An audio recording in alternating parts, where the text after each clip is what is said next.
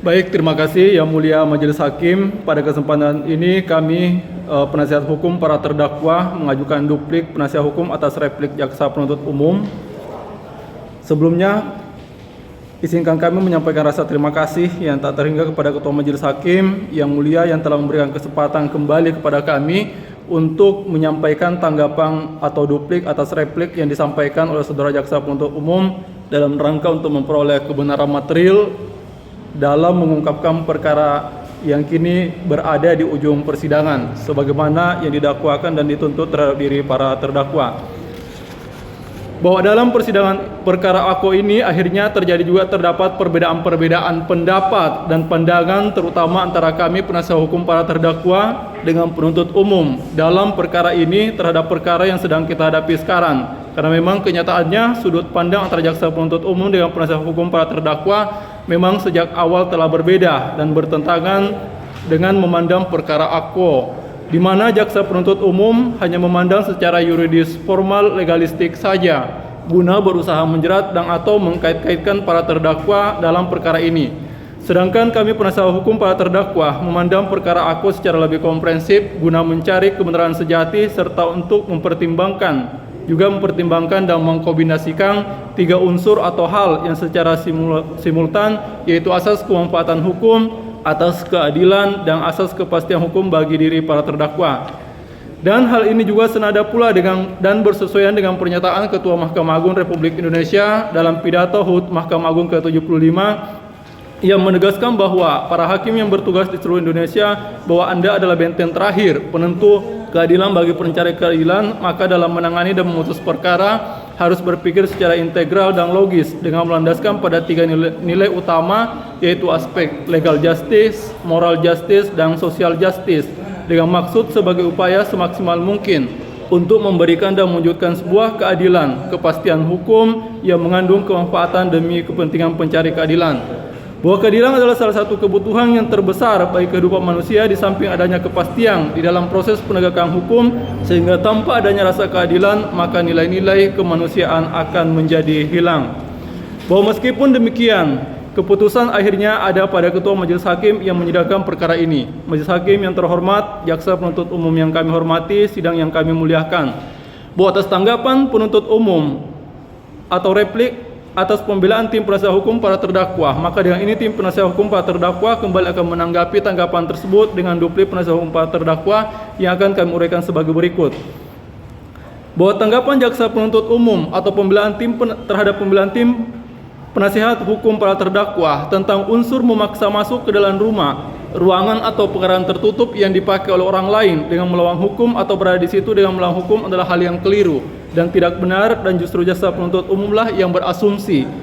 serta cenderung mengingkari dan enggan mengakui fakta-fakta persidangan dalam proses perkara ini. Bahwa faktanya memang para terdakwa Sanudin Shija dan kawan-kawan tidak melakukan penyerobotan tanah milik Suryajaya Latif atau saksi korban, melainkan para terdakwa memasang pembicara dan melakukan pemagaran di atas objek tanah milik almarhum Daima Desompa atau perempuan Nurdiana Sipato, bukan di atas tanah milik Suryajaya Latif atau saksi korban. Bahwa almarhum perempuan Deni Sompa atau Daima Deni Sompa memiliki objek tanah yang sekarang dalam penguasaan secara turun-temurun oleh perempuan Nurdiana Sipato selaku ahli warisnya yang terletak di Kelurahan Birah, Kelurahan Kapasa, Kecamatan Biringkanaya, sekarang Kelurahan Birah, Kelurahan Kapasa Raya, Kecamatan Tamalandai, Kota Makassar, Provinsi Sulawesi Selatan, yang sebagian telah bersertifikat hak milik, dan dalam hal ini sertifikat hak milik nomor 105 garing Bira tanggal 17 Maret 1979 gambar situasi nomor 310 tanggal 16 Maret 1979 atas nama Haji Daima Deni Sompa yang berasal dari Persil 10A S1 Kohir 364C1 dengan luas 12 hektare dari luas sebelumnya 19 hektare, Desa Bira, Kampung Bonto Jai nomor 132 Kecamatan Biringkanaya, Kota Ujung Pandang, atas nama Daima Deni Sompa yang ditandatangani Kepala Kantor Pelayanan Pajak Bumi dan Bangunan Ujung Pandang tanggal 9 Januari 1979 terlampir dalam BAP perkara. Bahwa apa yang diuraikan oleh jaksa penuntut umum bahwa saksi korban atau Laga Suryajaya Latif adalah pemilik lokasi sebagaimana yang dipermasalahkan dalam perkara ini yang didasarkan pada sertifikat hak milik, bahwa sekaitan dengan tiga sertifikat hak milik saksi korban atau Laga Suryajaya Latif yang dijadikan dasar untuk mengklaim tanah Haji Daima Deni Sompa atau Haji Daima Deni Sompa yakni SHM nomor 176 SHM 630 dan SHM 117 oleh para penasihat hukum terdakwa menganggap bahwa objek tanah milik saksi korban tersebut bukan objek tanah yang kini dipagari dan dipasangi pembicara oleh para terdakwa dengan alasan jika kita perhatikan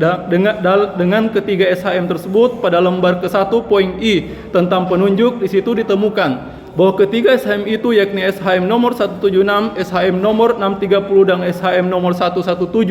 berasal dari persil yang berbeda-beda. Itu menandakan bahwa objek tanah yang dimaksud sebagaimana dalam SHM tersebut tempat atau letaknya berbeda. Sementara menurut keterangan saksi pelapor, lelaki Adi Surya atau anak dari lelaki Surya Jaya Latif atau saksi korban menerangkan bahwa ketiga SHM yang dimaksud mengenai objek itu berjajar dan berdempetan semua dan berasal dari satu rumpung asal tanah, bahwa penjelasan beda persil sekaitan dengan ketiga SHM itu yakni SHM nomor 176, SHM nomor 630 dan SHM nomor 117 turut diperjelas oleh saksi Riang Atma Bakti Negara BPN Kota Makassar selaku koordinator kelompok substansi pendaftaran hak tanah dan ruang tanah komunal dan hubungan kelembagaan di kantor ATR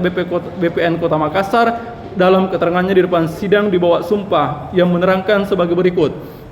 Bahwa berdasarkan data pada kantor ATR BPN Kota Makassar, ketiga sertifikat hak milik tersebut berasal dari persil yang berbeda-beda, bukan dari satu persil, dengan perincian sebagai berikut. Sertifikat hak milik nomor 176, Garing Daya tanggal 10 Maret 1981, gambar situasi nomor 487 tanggal 5 April 1981, luas 35.073 meter persegi, pemegang hak Cari Latif berasal dari persil nomor 73 D2 Kohir 713 C1 bukan atas nama saksi korban. Dua sertifikat hak milik nomor 630 Garing Daya tanggal 20 Juni 1983, gambar situasi nomor 1140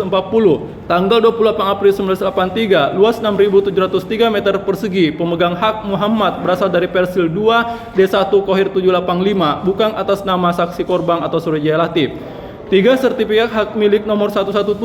Garing Daya tanggal 28 Juni 1978, gambar situasi nomor 933 tanggal 23 Juni 1978, luas 43.469 meter persegi, pemegang hak Surya Jaya Latif berasal dari persil 11 D1 Kohir 690 C1.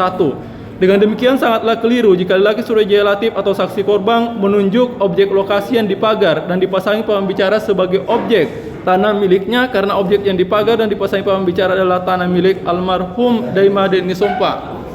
yang kini dalam penguasaan ahli warisnya perempuan Haji Nurwian Sipato. Hal ini juga tidak ikut diterangkan secara terang dan lebih jelas oleh jaksa penuntut umum dalam repliknya tentang asal persil dari ketiga SHM tersebut yang pada faktanya adalah berbeda-beda. Sementara menurut keterangan lelaki Adi Surya atau saksi pelapor, anak laki dari Surya Jaya Latif, bahwa ketiga SHM tersebut berasal dari satu hamparan tanah. Itu berarti bahwa ketiga SHM tersebut harusnya berasal dari persil yang sama, bukan persil yang berbeda-beda sebagaimana dari yang kami sebutkan dan jelaskan tersebut di atas. Bahwa selain itu menurut jaksa penuntut umum bahwa lelaki Surya Jaya Latif atau saksi korban telah membayar PBB atas objek yang dimaksud dalam perkara ini. Akan tetapi sepanjang yang kami lihat penasihat hukum para terdakwa tidak pernah melihat atau diperlihatkan pembayaran PBB tersebut di depan persidangan dan juga tidak ditemukan dalam lampiran BAP lengkap dalam perkara ini. Sehingga dengan demikian apa yang diuraikan oleh jaksa penuntut umum pada lembar ketiga pada poin angka 1 garis checklist pertama pada poin huruf D repliknya adalah keliru dan tidak benar. Dengan demikian uraian dari jaksa penuntut umum tersebut telah tepat untuk dikesampingkan dan tidak perlu dipertimbangkan. Begitupun yang kita saksikan dan lihat dalam proses persidangan ini bahwa saksi lelaki Surya Jaya Latif tentang asli SHM nomor 117 tidak dapat diperlihatkan dan pihak Badan Pertanahan Kota Makassar juga tidak dapat memperlihatkan sertifikat hak tanggungan atas SHM 117 tersebut, yang dimana dalam perkara ini kebenaran material sangat dibutuhkan, khususnya keberadaan surat asli SHM 117 atas nama Surya Jaya Latif tersebut. Bahwa sekaitan dengan pengukuran yang dilakukan oleh pegawai BPN Kota Makassar, sekaitan adanya permintaan pengukuran dari penyidik Polrestabes Makassar, bahwa pengukuran tersebut dilakukan oleh mereka pada saat itu adalah pengukuran ulang, bukan pengembalian batas, karena patokan mereka dalam melakukan pengukuran berdasarkan petunjuk dan penunjuk batas dari pihak Surya Jaya Latif, berdasarkan data situasi sketsa, berdasarkan sertifikat hak milik yang diklaim diserobot atau diminta untuk dicocokkan tersebut. Bahwa mengenai uraian dari jaksa penuntut umum soal rincik persil 10A S1 luas 12 hektare dari luas sebelumnya 19 hektare, Desa Bira, garing Kampung Bontojai nomor 132, Kecamatan Biringkanaya, Kota Ujung Pandang, atas nama Daima Deni Sompa yang menerangkan tidak terdaftar pada buku Tanah C maupun pada buku F Kantor Kecamatan Tamalandria Makassar, yang menurutnya hal tersebut sesuai keterangan dari saksi Abu Bakar SE, Lurah Kapas Raya, saksi Andi Sakaria Rasak, SSTP MM, Lurah Bira, dan saksi Andi Salman Baso, Kecamatan Malandria, bahwa walaupun hal tersebut disampaikan oleh saksi-saksi dalam BAP-nya maupun dalam keterangannya masing-masing depan sidang menegaskan bahwa tidak terdaftarnya pada buku F maupun pada buku C Kantor Kecamatan Tamalandria, khususnya pada buku C atau buku F tahun 1974 dan tahun 1976. Karena buku C dan buku F yang sementara masih ada adalah buku C dan buku F tahun 1974 dan tahun 1976. Sementara untuk tahun 1979 tidak ditemukan atau dengan kata lain tidak berada pada Kantor Kecamatan Tamalandria. Sementara rinci versi 10A E1 luas 12 hektare dari luas sebelumnya dan seterusnya atas nama Daima Deni Sompa tersebut adalah tahun 1979. Jadi wajar jika tidak ditemukan dan jika dikaitkan dengan sertifikat hak milik nomor 109/Bira tanggal 17 Maret 1979 gambar situasi nomor 310 atas nama Haji Daima Deni Sompa yang merupakan bagian dari versi 10A E1 Kohir 364C1 dengan luas 12 hektare dari luas sebelumnya atas nama Haji Daima Deni Sompa yang ditandatangani Kepala Kantor Pajak Bumi dan Bangunan Ujung Pandang tanggal 9 Januari 1979, di mana rinci itu pula yang dipakai sebagai dasar dalam penerbitan SHM nomor 109/Bira. Sehingga jika rinci itu tidak terdaftar, mengapa pihak pemerintah setempat dan Badan Pertanahan Nasional Kota Makassar melakukan penerbitan hak atas sertifikat itu? Itu berarti bahwa rinci persil nomor 10A E1 luas 12 hektare atas nama Daima Deni Sompa tahun 1979 adalah terdaftar pada buku C dan buku F Kecamatan Tamalandria. Akan tetapi pemerintah setempat tidak mau atau enggan mengakuinya. Hal ini yang menjadi tanda tanya besar buat kami para penasihat hukum para terdakwa tentang apakah ini ada kaitannya dengan geng mafia tanah di Makassar yang mencoba untuk merampas hak dan tanah milik almarhum Daima Deni Sompa yang merupakan golongan masyarakat lemah dan kelompok yang rentan akan dirampas hak-haknya. Biarlah majelis hakim yang memberikan penilaian terhadap hal tersebut. Bahwa sekaitan dengan uraian dari jaksa penuntut umum pada lembar ke-6 poin angka 1 pada garis checklist ke-8 repliknya oleh penasihat hukum para terdakwa berpendapat bahwa apa yang diuraikan oleh jaksa penuntut umum tersebut dengan mengutip BAP pemeriksaan saksi Nuriana Sipato tanggal 3 Juni 2024 dengan tegas, penasihat hukum para terdakwa menolak hal itu oleh karena tidak sesuai dengan Undang-Undang Nomor 8 Tahun 1981 atau KUHP pada pasal 162 ayat 1 yang menerangkan jika saksi sudah memberi keterangan dalam penyidikan meninggal dunia atau karena halangan yang saat tidak dapat hadir di sidang atau tidak dipanggil karena jauh tempat kediaman atau tempat tinggalnya atau karena sebab lain yang berhubungan dengan kepentingan negara, maka keterangan yang telah diberikannya itu dibacakan. Bahwa jaksa penuntut umum selama dalam proses persidangan dalam perkara ini tidak pernah dibacakan BAP pemeriksaan saksi Nuriana Sipato. Dengan demikian, uraian keterangan-keterangan dari saksi Nuriana Sipato tidak perlu dipertimbangkan karena tidak sesuai dengan pasal 162 ayat 1 KUHP. Bahwa sekaitan dengan tanggapan jaksa penuntut umum dalam repliknya tentang unsur permintaan yang berhak atas suruhannya tidak pergi dengan segera, tanggapan kami penasihat hukum para terdakwa tetap pada pledoi atau pembelaan yang telah kami ajukan tersebut dengan penegasan bahwa selain itu penting juga untuk memperhatikan secara bersama tentang jurisprudensi Mahkamah Agung RI nomor 1600 K/Pit/2009 tertanggal 24 November 2009 yang menerangkan bahwa dalam menyelesaikan perkara pidana apabila hakim menemukan suatu penyelesaian yang efektif berdasarkan keseimbangan rasa keadilan, pemanfaatan dan manfaatnya jauh lebih besar apabila perkara pidana dihentikan, maka hakim dapat menyimpangi aspek hukum formal. Bahwa sekaitan dengan tanggapan dari jaksa penuntut umum dalam perkara di dalam repliknya tentang unsur yang melakukan, yang menyuruh melakukan dan yang turut serta melakukan tindak pidana atau tentang adanya penambahan pasal 55 ayat 1 ke 1 KUHP ini harusnya dikesampingkan, tidak perlu dipertimbangkan. Sekaitan dengan pasal 55 ayat 1 ke 1 KUHP karena harusnya sejak awal tidak dimasukkan dalam surat dakwaannya. Karena unsur-unsur pasal yang diuraikan hanya merupakan bagian dari uraian untuk menguraikan unsur-unsur pasal 167 ayat 1 KUHP, tidak ada penegasan tentang pencantuman pasal 55 ayat 1 ke 1 KUHP tersebut dalam dakwaan itu. Bahwa sekaitan dengan hal tersebut di atas, perbuatan para terdakwa yang melakukan pemagaran dan pemasangan pembicara, walaupun perbuatan tersebut terbukti akan adanya kegiatan itu, akan tetapi perbuatan para terdakwa melakukan pemagaran dan pemasangan pembicara di atas lokasi almarhum Haji Daima Deni Sompa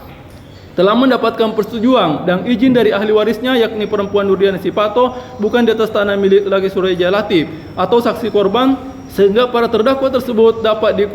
dikualifikasikan sebagai perbuatan bukan tindak pidana, sehingga para terdakwa atas tuntutan jaksa penuntut umum haruslah para terdakwa diputus lepas dari segala tuntutan hukum atau onsela.